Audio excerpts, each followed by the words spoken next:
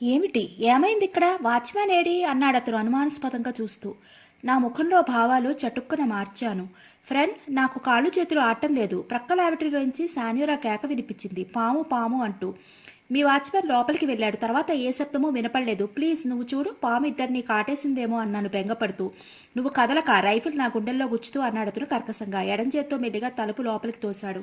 వెనువెంటనే అతని ముఖంలో రంగులు మారటం నేను గమనించాను. లోపల ఆమె లేదు. వాచ్‌మ్యాన్ అడ్డంగా పడి ఉన్నాడు. What happened? చెప్పు, ఏమైంది? అరిచాడతను బాయినట్టెత్తి ఛాతీ మీద చర్మంలో గుచ్చుతూ. ప్లీజ్ ఇది తీసేయ్, నాకేమీ తెలియదు అన్నాను వేడుకోలుగా. అంతే, టప్పున శబ్దమైంది అతని తల.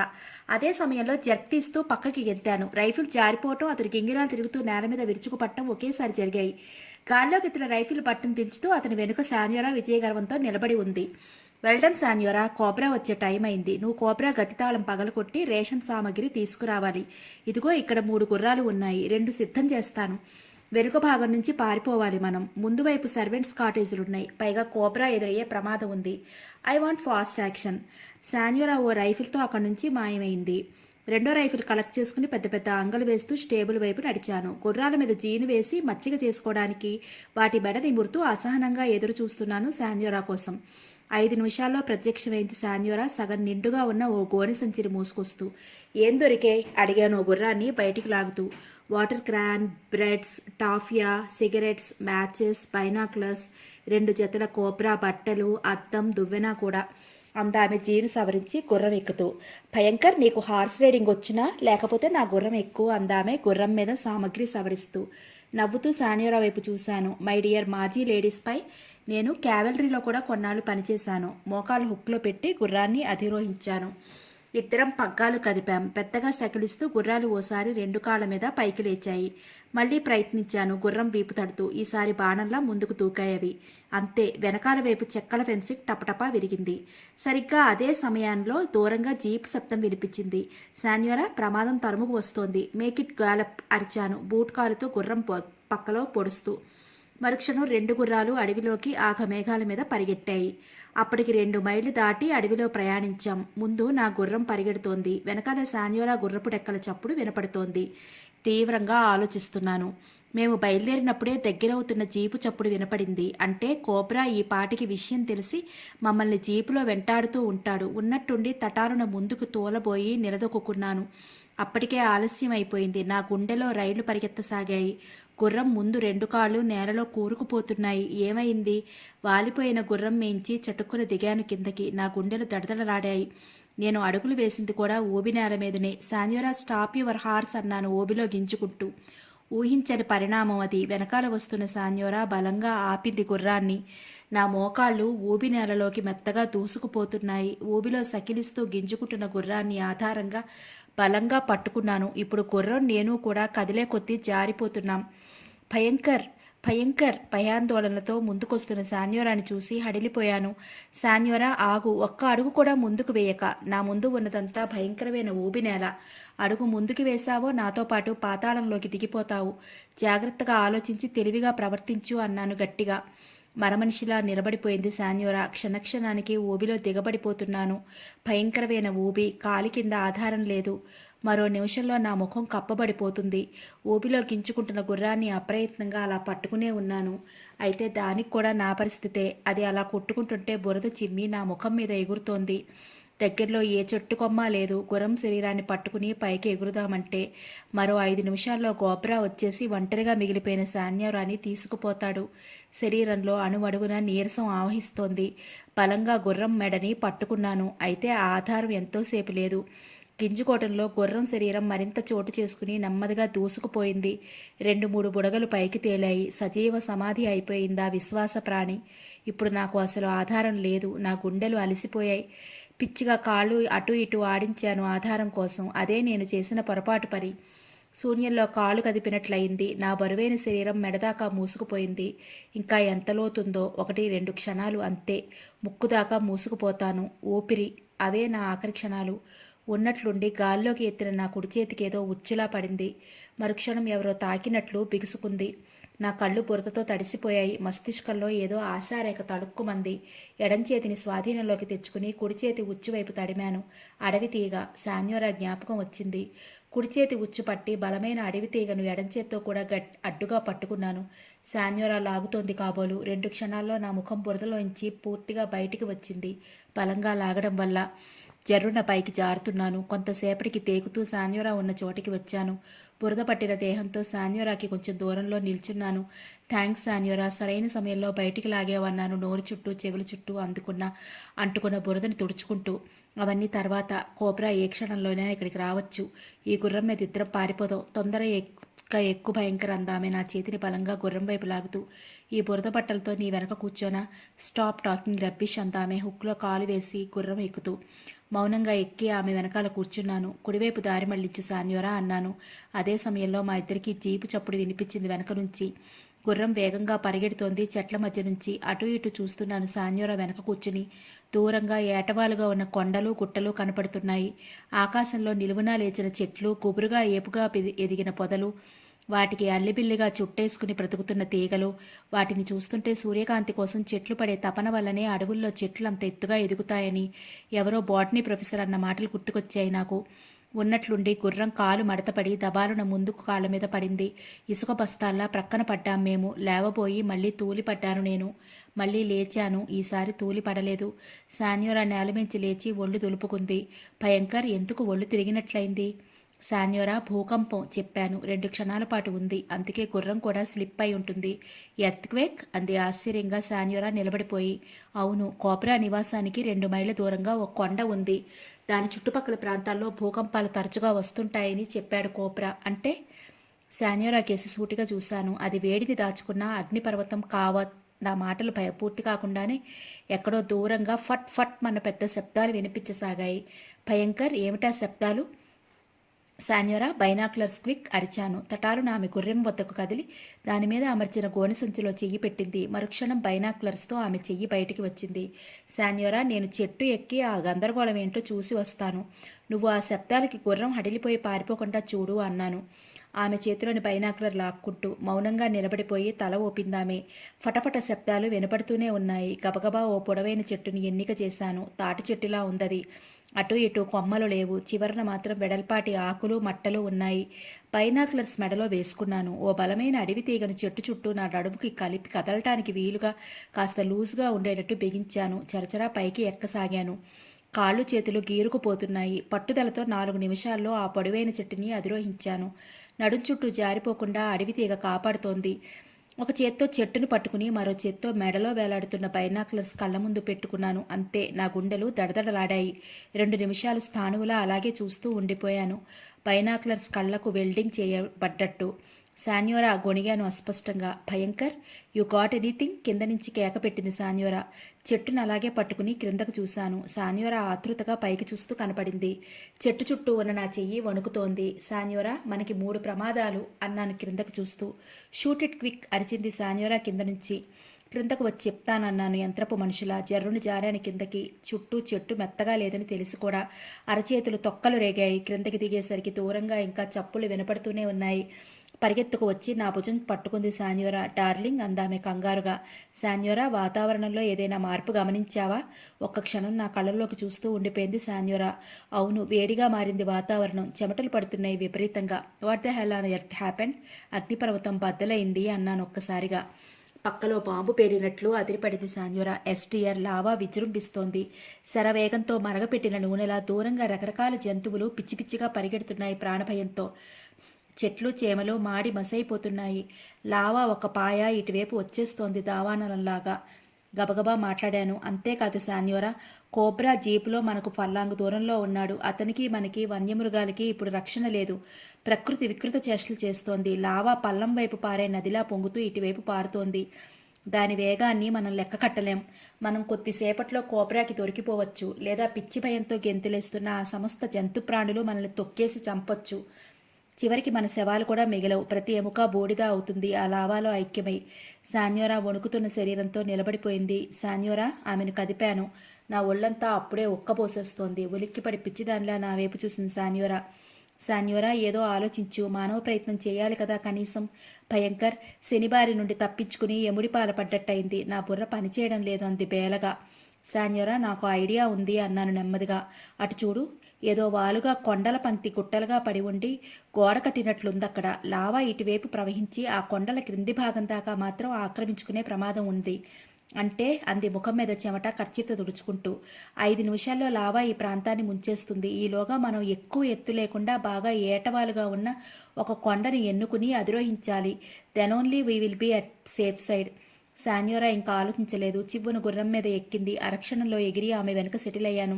ఇద్దరం గుర్రం కడుపులో బలంగా కుమ్మాం. అంతే, గుర్రం లాగి పెట్టి వదిలిన బాణంలా ముందు కురికింది కొండల పంక్తివైపు. అల్లంత దూరాన పర్వత పంక్తులు కనపడుతున్నాయి. గుర్రం విపరీతంగా రొప్పుతోంది భయంకర్. బాగా అలిసిపోయిందనుకుంటాను అంది శాన్యోరా తల వెనక్కి తిప్పి. శాన్యోరా, లావా వెనక తరుముకొస్తోంది. అప్పుడే వేడి పొగలు ఇటువైపు వచ్చేశాయి. కొద్ది క్షణాల్లో మన ఒళ్ళు కూడా ఎండిపోతాయి. అయితే గుర్రం మన ప్రయాణానికి ఏకైక సాధనం. అందుకే వాటర్ బాటిల్లో నీళ్లు దానికే జాగ్రత్తగా పడదాం. కానీ ముందు మనం ఆ మిట్ట శిఖరాన్ని చేరుకోవాలి. మనం ప్రాణం కాపాడుకోవాలి. గ్యాలప్. నా మాటలు పూర్తి కాకుండానే వెనకవైపు లీలగా జీపు శబ్దం వినపడింది. శాన్యోరా, కోబ్రా వచ్చేస్తున్నాడు. గుర్రం గాలిలా పరిగెత్తాలి అరిచాను. శాన్యోరా పెద్దగా అరుస్తూ గుర్రాన్ని పరిగెత్తేస్తోంది. అగ్నిపర్వతం నుండి భయంకరంగా వెలువడుతున్న ధన్ ధన్ శబ్దాలు ఇంకా వినిపిస్తున్నాయి లీలగా. మరో 5 నిమిషాల్లో మిట్ట మొదట్లోకి చేరుకుంది గుర్రం. శాన్యోరా, గుర్రాన్ని హెచ్చరించు. మిట్ట ఏటవాలుగా ఎత్తుగా ఉంది. స్పీడ్ తగ్గితే గుర్రం పైకి ఎక్కడంలో విఫలమవుతుంది అరిచాను కంగారుగా. అంతే, శాన్యోరా చేతిలోని పగ్గాలు గుర్రం శరీరం మీద చెల్లున నాట్యం చేశాయి. గుర్రం ఒక్క ఊపుతో ఏటవాలుగా ఉన్న మిట్ట మీదకి పరుగు లంకించింది. ఆ మిట్ట మీదకి సగం దూరం వెళ్ళగానే ఇక ఎత్తుకు వెళ్ళలేక ముందు కాళ్ళు 2 ఎత్తి సకిలించబోయింది గుర్రం. ఇద్దరం చట్టుకున్న క్రిందకి దిగాం. గుర్రం జారిపోకుండా కళ్ళాన్ని బలంగా పట్టుకుంది శాన్యోరా. లుక్ దేర్ శాన్యోరా అరిచాను కొండ క్రింది భాగం వైపు చూస్తూ. శాన్యోరా ఉలిక్కిపడి క్రిందకి చూసింది. కోబ్రా జీపు క్రింద భాగాన కనుచూపు మేరలో మెట్టవైపు పరిగెడుతూ వస్తోంది. వెనకాతల అడవిలో పొగలు వ్యాపిస్తున్నాయి. లావా ఉన్నట్లుండి జీపు వైపు నుంచి ధన్ ధన్మని శబ్దాలు ప్రతిధ్వనించాయి. తటాలున శాన్యోరాను కిందకి లాగాను నేను వంగుతూ. చెవి ప్రక్కగా దూసుకుపోయాయి 2 తూటాలు. శాన్యోరా, అది రైఫిల్ శబ్దం. పుస్తోలైతే ఇంత రేంజ్లోకి రావు గుళ్ళు. మనం గుర్రాన్ని కాపాడుకుంటూ కొండపైకి ఎక్కవాలి. క్విక్ అన్నాను ఆమె చేతిలోని గుర్రపు కళ్ళాలు నేను అందుకుంటూ.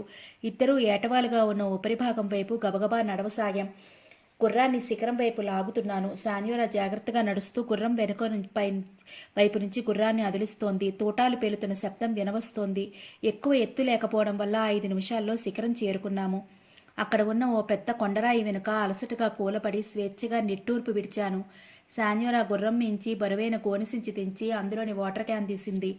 ఇద్దరం ఒక్కో కుక్క తాగాము. మిగిలింది గుర్రానికి పట్టేద్దాం. మనకి మరీ దాహం అనిపిస్తే టాఫియా ఉందిగా అన్నాను. మోచేత్తో మూతి తుడుచుకుంటూ అవునన్నట్లు తల ఊపింది శాన్యోరా. అరచేతులు 2 దగ్గర చేర్చి చేతులు గిన్నెలా పట్టాను. అందులో వాటర్ క్యాన్లోని నీళ్లు పోయసాగింది శాన్యోరా. గుర్రం పాత్రలా ఉన్న నా చేతుల మధ్య మూతి పెట్టి నాలికతో శబ్దం చేసుకుంటూ తాగసాగింది. బాటిల్ ఖాళీ అయింది. పూర్తిగా గుర్రం కడుపు నిండకపోవచ్చు. సంవాట్ బెటర్ అన్నాను గుర్రం మూపురాన్ని స్నేహపూర్వకంగా నిమురుతూ. రాతి పక్కగా నడిచి వెళ్లిన శాన్యోరా కేక పెట్టింది. Bhayankar, look at that. ఉలిక్కిపడి రాతి ప్రక్కగా కదిలాను. అంతే, నా గుండెలు దడదడలాడాయి. హారిబుల్. సన్నగా గొణిగాను. కొండ క్రింద భాగంలో గుడగడ బుడగలు రేగుతూ నదిలా ఏర్పడిన ఎర్రటి చిక్కటి లావాలో సగం పైగా మునిగిన జీపు. అందులో మరణించి ఉడికిపోతున్న శరీరంతో కోబ్రా అతని అనుచరులు.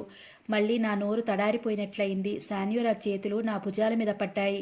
భయంకర్, ఇటువైపు అడవి ప్రాంతమంతా లావాలో మునిగిపోయింది. అడవి వెనక భాగాన ఈ కొండలు కొంతవరకు కాపాడాయి. భయంకరమైన ఈ లావాలో ఎన్ని జీవరాశులు మరణించి ఉంటాయో పాపం. కోబ్రా నివాసం, అతని అనుచరుల కుటుంబాలు సర్వనాశనమైపోయి ఉంటాయి. కొద్ది నిమిషాలు ఆలస్యమై ఉంటే మనం కూడా. శాన్యోరా కంఠం పూడుకుపోయింది. క్రింద జరిగిన మరణకోపం వైపు నిశ్చలంగా చూస్తూ పలికాను. శాన్యోరా, కోబ్రా మనకి చక్కని ఆతిథ్యం ఇచ్చాడు. అతనికి అపకారం జరగకుండా మనం తప్పించుకుపోతే బావుండుననుకున్నాను.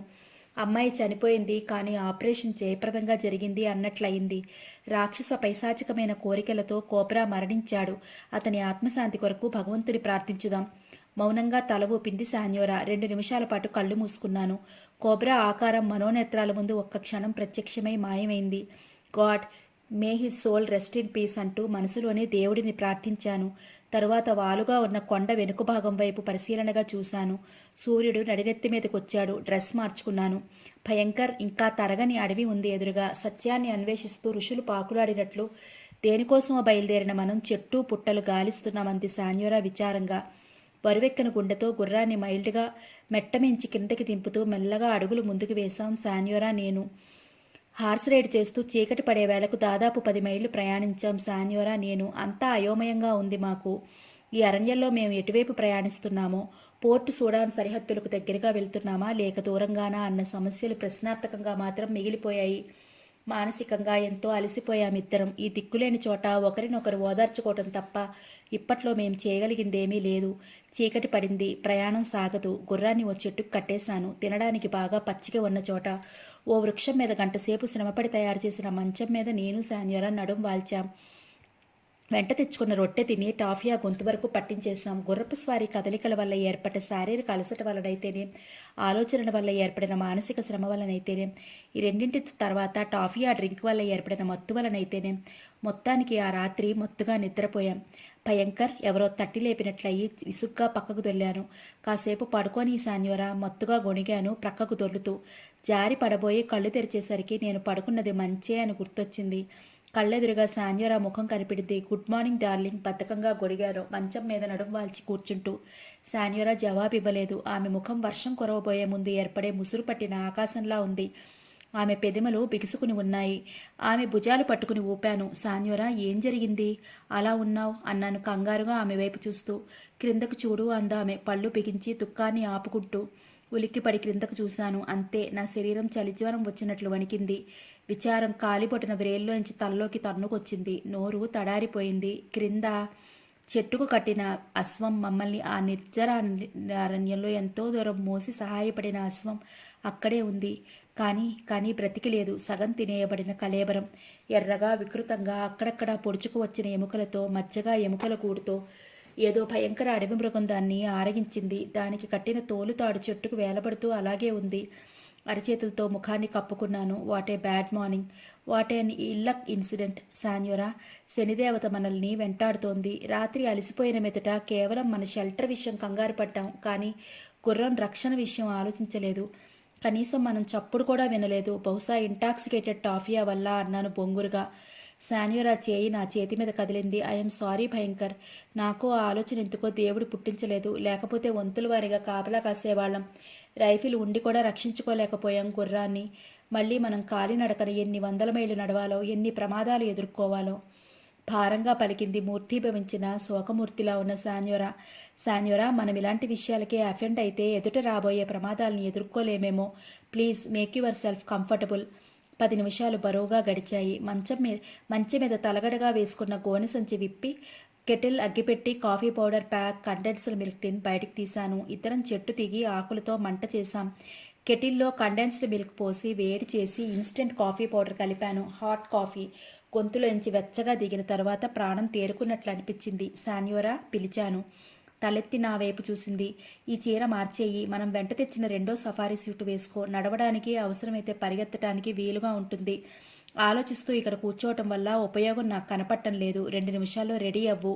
ఈలోగా ఈ సామాగ్రి నేను ప్యాక్ చేస్తాను. మనం ఇంక కదలాలి అన్నాను పైకి లేస్తూ. 5 నిమిషాల్లో 2 రైఫిళ్ళు లగేజు మోసుకుంటూ తుప్పలు దాటుకుంటూ అడవిలోకి కదిలాం. కాళ్ళు పీకుతున్నాయి. అప్పటికే ఓ 2 గంటలు నడిచి ఉంటాం. ముందు శాన్యోరా నడుస్తోంది, మెడలోని బైనాక్యులర్స్ తీసి అప్పుడప్పుడు చూస్తూ. ఆమె భుజాన్ నుంచి నడుం ప్రక్కగా రైఫిల్ వేలాడుతోంది. నేను తల వంచుకుని లగేజ్ మోస్తూ 2వ రైఫిల్ ఎడంచేత్తో పట్టుకుని అలసటగా ముందుకు కదులుతున్నాను. హే భయంకర్ అరిచింది శాన్యోరా. ఉలిక్కిపడి తలెత్తి ముందుకు చూశాను. ఓ ఎత్తైన దెబ్బ మీద నిలబడి బైనాక్యులర్స్ ఉంచి చూస్తోంది శాన్యోరా. లగేజ్ సంచిని అలసటగా వెనక్కి వాల్చేశాను. యు గాట్ ఎనీథింగ్ శాన్యోరా అడిగాను నుదుటి మీద చెమటకు వేళ్లతో తుడుచుకుంటూ. క్యారవాన్ అంది శాన్యోరా కళ్ళ ముందు నుంచి బైనాక్యులర్స్ తీసేసి చురుగ్గా నా వైపు చూస్తూ. కనుచూపు మేరలో ఓ పవర్ వ్యాగన్, 3 ట్రక్కులు, 2 జీపులు ఎడంవేపుగా అడవిలోకి ప్రయాణిస్తున్నాయి. ఈజిట్ అన్నాను ఆశ్చర్యంగా. ఇది సూచకమా ప్రమాద సూచకమా? నిజం కావలిస్తే నువ్వు చూడు అంది శాన్యోరా మెరిసే కళ్ళతో. గబగబా ఓ నిర్ణయానికి వచ్చాను. అక్కర్లేదు, నువ్వు మాత్రం అటువైపు చూస్తూ ఉండు. నేను గాల్లో రైఫిల్ షాట్స్ పేలుస్తాను. ఏమవుతుందో చూడు. అవునన్నట్లు చూస్తూ తల ఊపింది శాన్యోరా. రైఫిల్ బ్యారెల్ ఆకాశం వైపు ఎత్తాను. సేఫ్టీ క్యాచ్ లూజ్ చేసి 5 సార్లు ట్రిగ్గర్ నొక్కాను. ధన్ ధన్ ధన్ ధన్ ధన్. ఆ అడవి అంతా మారుమురోగిపోయింది. పక్షులు పెద్ద శబ్దం చేసుకుంటూ ఎగిరి ఆకాశానికి అడ్డం పడ్డాయి. భయంకర్, ఇప్పుడు క్యారవాన్ ఆగిపోయింది. జీపులు ట్రక్కులు కదలడం లేదు అంది ముందుకు చూస్తున్న సాన్యోరా. వెల్, నా ఊహ కరెక్ట్ అయింది. ఇప్పుడు మనం ఆ ట్రక్కుల దగ్గరికి పరిగెత్తాలి. వీ నీడ్ దేర్ హెల్ప్ అన్నాను మళ్ళీ లగేజీ వీపుకి ఎత్తుకుంటూ. ఇద్దరం పరిగెట్టసాగాం ఆగి ఉన్న వాహనాల వైపు. ముందుగా ఆగి ఉన్న జీపులో డ్రైవరు, ఇద్దరు వ్యక్తులు ఉన్నారు. వెనక సీటులో అతి సుందరమైన ఓ యువతి, మరో ఇద్దరు వ్యక్తులు ఉన్నారు. అందరూ సూట్లు ధరించారు. ఫ్రెండ్ ఆర్ఫో అరిచాడు డ్రైవర్ పక్కగా కూర్చున్న రెండో వ్యక్తి పిస్తోల్ మా వైపు గురిపెడుతూ. శాన్యోరా, రైఫిల్ క్రింద పడే అన్నాను తక్కువ స్వరంతో. నా రైఫిల్ నేల మీదకి విసిరేసి ఆమె కూడా భుజం మించి రైఫిల్ తీసి నేల మీద పడేసింది. Gentlemen, we will be your friends. కొన్ని కారణాల వల్ల ఈ అడవిలో చిక్కుకున్నాం. వీ నీడ్ యువర్ హెల్ప్ అన్నాను ప్రతిమాలుతున్నట్లుగా. జీపులోంచి అందరూ మా వైపు ఆసక్తిగా చూస్తున్నారు. ఇందాక రైఫిల్ షాట్స్ పేల్చింది మీరేనా అని అడిగాడు అనుమానంగా అదే వ్యక్తి.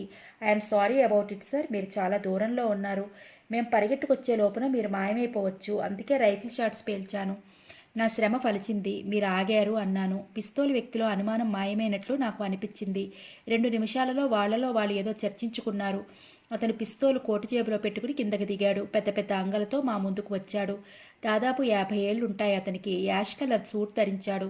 తెల్లని శరీర ఛాయ, వయసు మళ్ళిన కొట్టొచ్చినట్లు కనపడే ఆరోగ్యవంతమైన బలమైన శరీరం. ముఖంలో గంభీరత, నడికలో టీవీ హుందాతనం కనపడుతున్నాయి. తలకి బ్యాంబూ హ్యాట్ ఉంది. మిస్టర్ భయంకర్ అందించాను. ఇద్దరం కరచాలనం చేసుకున్నాం. ఐఎమ్ సారీ మిస్టర్ భయంకర్, మిమ్మల్ని అనవసరంగా అనుమానించాం. ఈ కీకారణ్యంలో ముందు మీలాంటి నాగరికులను చూడటం వల్ల ఆశ్చర్యపోయాం. కానీ రైఫిల్ షాట్స్ అనవసరపు అనుమానాన్ని తెప్పించాయి. ఈమె ఎవరు? ఈ అడవిలోకి మీరు ఎలా వచ్చారు? గబగబా మాట్లాడాడు అతను. Anyway, thank you very much gentleman. Meet my life partner miss Sanyora. మేము భారతీయులం అంటూ కోబ్రాకు చెప్పినట్లే మా కథ క్లుప్తంగా అతనికి చెప్పాను. శాన్యోరా చేయి చాచింది. మర్చిపోయాను, my name is Palmav, Jack Palmav అన్నాడతను. Very happy to meet you mister Palmav and very kind of you అందంగా పలికింది శాన్యోరా పాల్మావ్తో చేయి కలుపుతూ. పాల్మావ్ వెనక్కి తిరిగి get down boys and girls అంటూ పెద్ద కేక పెట్టాడు ఆజ్ఞాపిస్తున్నట్లుగా. జీపులోని అందమైన యువతిపై నా దృష్టి నిలిచిపోయింది. ఆమెను ఎక్కడో చూసినట్లు జ్ఞప్తికొస్తోంది. ట్రక్కుల్లోంచి జీపుల్లోంచి బిలబిలమంటూ దిగారు సుమారు 40 మంది పురుషులు, ఓ 5 స్త్రీలు. మిస్టర్ భయంకర్, వీళ్ళంతా ఎవరా అని మీరు ఆశ్చర్యపోవచ్చు. 23rd సెంచరీ ఫాక్స్ తరఫున హాలీవుడ్ నుంచి వస్తున్నాం. నేను కో ప్రొడ్యూసర్ని. ఆఫ్రికా అరణ్యాల్లో ఓ జంగిల్ పిక్చర్ తీయాలని మా సంకల్పం. వీరంతా అంటూ గైడ్ని, టెక్నీషియన్స్ని, డైరెక్టర్లని, కెమెరా నిపుణులని మొదలైన వారందరినీ పరిచయం చేశాడు పాల్మావ్. పలకరింపులు జరిగాయి. నా దృష్టి జీపులోంచి దిగిన అందమైన యువతిపై ఆగిపోయింది. మిస్టర్ భయంకర్, ఈమె ప్రఖ్యాత హాలీవుడ్ నటి మిస్ బార్బరా సుసాన్ అంటూ ప్రత్యేక పరిచయం చేశాడు పాల్మావ్. ఓహ్, మిమ్మల్ని ఎక్కడో చూశాను, ఎక్కడా అనుకుంటున్నాను. ఇంగ్లీష్ చిత్రాల్లో అన్నమాట అన్నాను నవ్వుతూ ఆమె చేతులు కరచాలనం చేస్తూ. మిస్టర్ భయంకర్, మీరు ఈ అడవుల్లో చాలా రోజులు గడిపానని చెప్పారు. మీ అడ్వెంచర్స్ చెప్పండి. మంచి కథగా అనిపిస్తే సినిమా తీయించేస్తాను అంది ఉత్సాహంగా. వై నాట్ నవ్వుతూ తలూపాను. శాన్యోరా చేతులు బార్బరా చేతులు కలుసుకున్నాయి. మిస్ బార్బరా ప్రఖ్యాత హాలీవుడ్ నటి ఈ భయంకర అరణ్యంలో ప్రత్యక్షమవుతుందని, మాకు పరోక్షంగా సహాయపడుతుందని నేను కలలో కూడా ఊహించలేదు అంది శాన్యోరా. వారిద్దరూ మాట్లాడుతుండగా నేను పాల్మా వైపు తిరిగాను. అతను పైపు వెలిగించుకుంటూ నా వైపు చూశాడు. మిస్టర్ పాల్మావ్, హాలీవుడ్లో మీకు అన్ని సదుపాయాలతో బ్రహ్మాండమైన స్టూడియోలు ఉంటాయి. అటువంటిది ఈ జంగిల్లోకి వచ్చారంటే ఆశ్చర్యంగా ఉంది అంటూ ఆగాను. పాల్మావ్ నోట్లోంచి పైపు తీశాడు. మిస్టర్ భయంకర్, నువ్వు చెప్పింది కరెక్టే. కానీ ఈ చిత్రానికి ఎక్కువ పెట్టుబడే నా తోటి ప్రొడ్యూసర్లు ఆఫ్రికాలోని రియల్ అటవికులతో, నిజమైన ప్రకృతి సౌందర్యం గల అడవుల్లో, ఇంకా నిజమైన తెలియని జంతువులతో, నిజమైన శబ్దాలతో తీయాలని పట్టుపట్టారు. అదే భారీ ఎత్తున బయలుదేరిన ఈ ప్రయాణానికి దోహదపడింది. హీరో లేడా మీ కథలో? నవ్వాడు పాల్మావ్. ఉండడు. ఎయిర్ క్రాష్లో అందరూ చనిపోగా ప్రాణాలతో బయటపడి అరణ్యాల్లో చిక్కుకున్న ఓ యువతి గాథ ఇది. విమాన ప్రమాదం సీను స్టూడియోలో తీసి కలుపుతాం. ఆల్ రైట్ భయంకర్, మీరు మా జీపులో ఎక్కండి. రాత్రికి ఓ చోట ఆగి గుడారాలు వేస్తాం. అప్పుడు మనం తీరిగా మాట్లాడుకోవచ్చు అంటూ వెనక్కి తిరిగి pack up your cells into trucks boys అరిచాడు పాల్మావ్ హుందాగా కదులుతూ. అంతా తిరిగి వాహనాల్లో ఎక్కారు. జీపు ముందు సీట్లో నేను కూర్చున్నాను. నా ప్రక్కగా దారి చూపే ఆఫ్రికన్ గైడ్ మిస్టర్ జైరా, పాల్మావ్ వెనుక సీట్లో డైరెక్టర్ శాన్యోరా, మిస్ బార్బరా. శాన్యోరా, బార్బరా అప్పుడే కబుర్లలో పడ్డారు. క్యారవాన్ బరువుగా ముందుకు కదిలింది. వాట్, నరమాంసపక్షకుల్ని మీరు చూశారా అంది ఆశ్చర్యంగా నటి బార్బరా సుసాన్. నాకదంతా విన్న తర్వాత ఆమె చేసిన ఆశ్చర్యార్థకం ఇది. నవ్వుతూ తల ఊపాను. ఎస్ మిస్ బార్బరా, ఆశ్చర్యపోకండి, కానీ ఆనందపడకండి. వాళ్ళ దగ్గరికి నా బద్ధ శత్రువును కూడా పంపలేను. అంత ప్రమాదకరమైన వ్యక్తులు వాళ్ళు. చుట్టూ గుడారాలు, చెట్లకి మధ్య వేలాడుతూ వెలుగుతున్న ట్యూబ్ లైట్లు, పవర్ వ్యాగన్లోంచి డీసీ కరెంట్ వాటిల్లోకి సప్లై చేయబడుతోంది. సప్పర్ ముగించాక ఆరు బయట కుర్చీలు వేసుకుని మాట్లాడుకుంటున్నాం. ఆ రాత్రి సమావేశంలో నేను, శాన్యోరా కాక కో ప్రొడ్యూసర్ పాల్మావ్, హాలీవుడ్ నటి బార్బరా సుసాన్, ఇంకా Africa guide mister జైరీ, director Jack ఫెల్లర్ ఉన్నారు. మిస్టర్ భయంకర్, మీరు కోబ్రా వృత్తాంతం సగం చెప్పి ఆపేశారు. అతనికి ఓ అతిహీనమైన కోరిక ఉండేదని చెప్పి మాట దాటించేశారు. What is it? అంది బార్బరా ఉత్సాహంగా ముందు ఉన్న టీపాయ్ మీదకి వంగి. నెయిల్ పాలిష్తో మెరుస్తున్న ఆమె కుడి చేతి విరేళ్ల మధ్య పొడగాటి సిగరెట్ పైపు అందంగా కదులుతోంది. మిస్ బార్బరా ప్రశ్న వినగానే నా పెదిమలు బిగుసుకున్నాయి. సభ్యత కోసం తేలిగ్గా నవ్వేశాను. మిస్ బార్బరా, ఆ విషయం శాన్యోరా చెప్తుంది అన్నాను నేను కూడా సిగరెట్ కోసం కోటు జేబుల్లో చేతులు పోనిస్తూ. చెప్పండి మిస్ శాన్యోరా, అనవసరంగా సస్పెన్స్లో ముంచేస్తున్నారు, ప్రోత్సహించాడు పాల్మావ్ నోట్లో ఇంచి పొగాకు పైపు బయటికి తీసి. శాన్యోరా ఒక్క క్షణం కుర్చీలో ఇబ్బందిగా కదిలింది. ఆమె పెదములు మెల్లగా విచ్చుకున్నాయి. మిస్ బార్బరా అండ్ జెంటిల్మెన్, కోబ్రాతో మా అనుభవం ఓ పీడకల. అతను భయంకర్ని కోరిన కోరిక తలుచుకున్నప్పుడల్లా నా ఒళ్ళు జలధరిస్తుంది. హోమోసెక్షువల్సా? మధ్యలో కలగజేసుకుంటూ అడిగాడు డైరెక్టర్ జాక్ ఫెల్లర్. కాదు, అంది క్లుప్తంగా శాన్యోరా. పాల్మావ్ డైరెక్టర్ కేసు కోపంగా చూశాడు, మధ్యలో మాట్లాడవద్దన్నట్లు. డైరెక్టర్ నవ్వి ఆకాశంలో నక్షత్రాల వైపు చూశాడు. చెప్తాను, కంటిన్యూ చేసింది శాన్యోరా.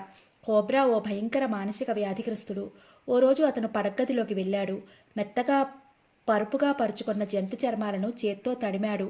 అంతా శాన్యోరా కేసి ఊపిరి బిగపట్టి చూస్తున్నారు. నేను చేతిలో కాలుతున్న సిగరెట్ కేసు తదేకంగా చూస్తూ ఉండిపోయాను. సరిగ్గా అప్పుడే అతనికి ఓ ఆలోచన వచ్చింది. అది ఎంతో బలంగా అతని మెడలో నాటుకుపోయింది. అది ఎంతటి బలమైన కోరిక అయిందంటే తనకు ప్రతిరోజు నిద్ర కూడా పట్టడం లేదని, రాత్రిళ్ళు పిచ్చిగా మంచం మీద దొర్లుతూ ఉంటాననే చెప్పేవాడు. ఇంతకీ ఆ కోరిక ఏమిటంటే, ఒక్కసారి అందరి ముఖాల్లోకి చూసి వాక్యం పూర్తి చేసింది శాన్యోరా. మనుషుల చర్మాలతో కుట్టిన పరుపు మీద అతనికి పడుకోవాలని ఉండేదట. మై గాడ్ అన్నారు శ్రోతలంతా నోళ్లు తెరిచే సంభ్రమంగా. Yes miss Barbara and gentlemen, ఆ పరుపునే మేము కుట్టాలి. ఎవరి చర్మాలతో తెలుసా? అతని నీగ్రో అనుచరులను మేము చంపి వారి తోళ్లు తీసి.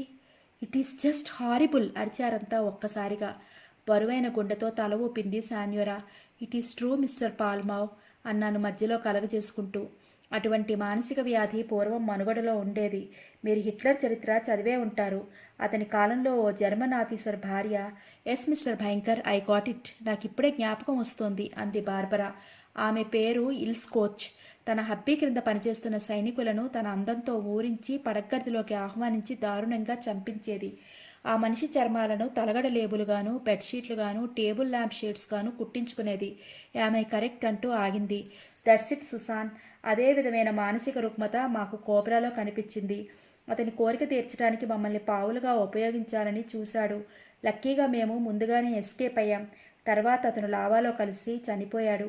నా చివరి మాటలకు అందరూ త్రుళ్ళిపడ్డారు. లావా? అంది ప్రశ్నార్థకంగా బార్బరా. ఆ సంఘటన చెప్పాను అందరికీ. You poor Palmav, we missed a nice and natural shot. భయంకర్ని ఓ 10 మైళ్ళ అవతల చూసి ఉంటే అగ్నిపర్వతం పేరిన దృశ్యాన్ని సుందరంగా సెల్యులాయిడ్ పైకి ఎక్కించి ఉండేవాళ్ళం.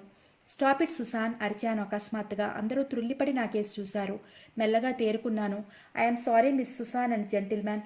మనవాళ్లే అందులో మాడి మసైపోతే అలా అనగలమా? కోబ్రా మీద కేవలం నాకు స్నేహం, అపారమైన జాలి ఉన్నాయి. అతను లావాలో దారుణంగా వేడికి కరిగిపోయి మరణించాడు.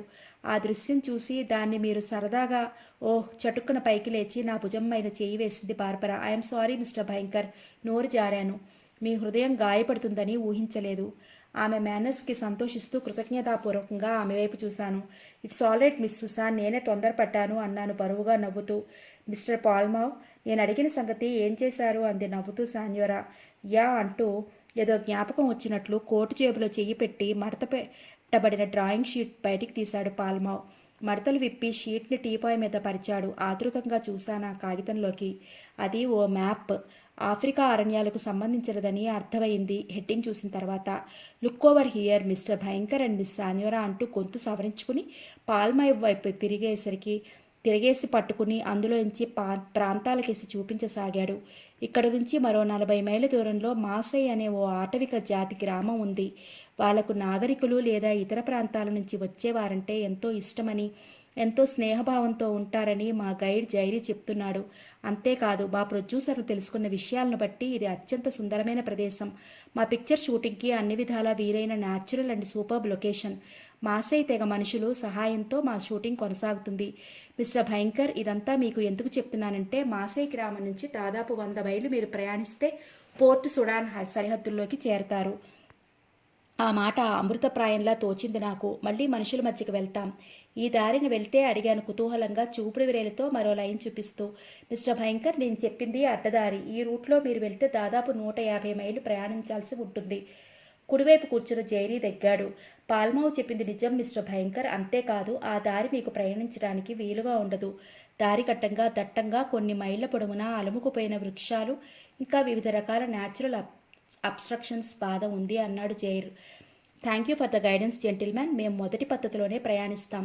క్యారవాన్ మాసై కూడాని సమీపించగానే ఎట్టి ఆలస్యం లేకుండా మేము అడ్డదారిన పోర్ట్ సూడాన్ సరిహద్దులోకి ట్రావెల్ చేస్తాం. కానీ మీ సహాయం నాకు కావాలి.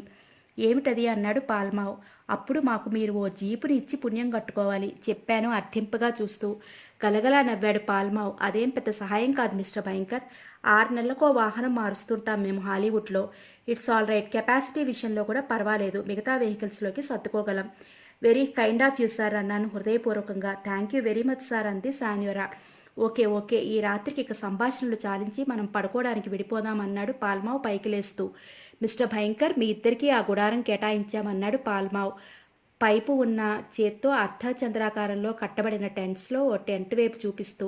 గుడ్ నైట్ ఎవ్రీబడి అన్నాం సాన్యోరా నేను ఒక్కసారి చెయ్యెత్తి.